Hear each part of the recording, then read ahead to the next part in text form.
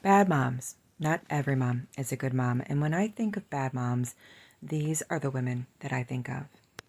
First up, I have Darlie Roudier. Darlie Roudier brutally murdered her two sons, 5 and 6-year-old boys. She stabbed them to death.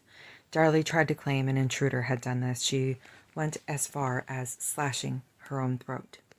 Darlie was known for her famous gravesite episode where 8 days after her son was brutally murdered, she celebrated his birthday with silly string. Next up, I have Susan Smith.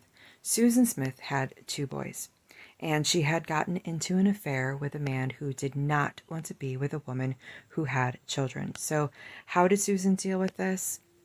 Susan took her 2 boys, put them in her car, strapped them into their car seats, and then rolled her car into a lake where both of her boys drowned to death.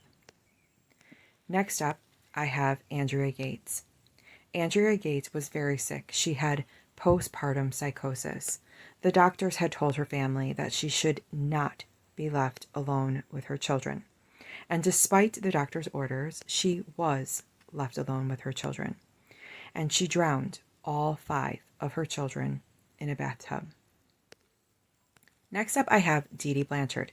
Dee Dee Blanchard had Munchausen by proxy. She would poison her daughter from a very early age. She had everyone thinking her child was sick. She even had her child, Gypsy, believing that she was ill, that she couldn't walk. And as Gypsy got older, she started to figure it out. And eventually, Gypsy had her mother murdered. Next up, I have Casey Anthony. Casey Anthony was found not guilty in a court of law of murdering and leaving her beautiful daughter in the trunk of her car and allowing her little body to decompose and then discarding her body in the woods and then spending a period of time of living her best life, if you would. Despite Casey being found not guilty, when I think of a bad mom, Casey Anthony still is the one that comes to my head.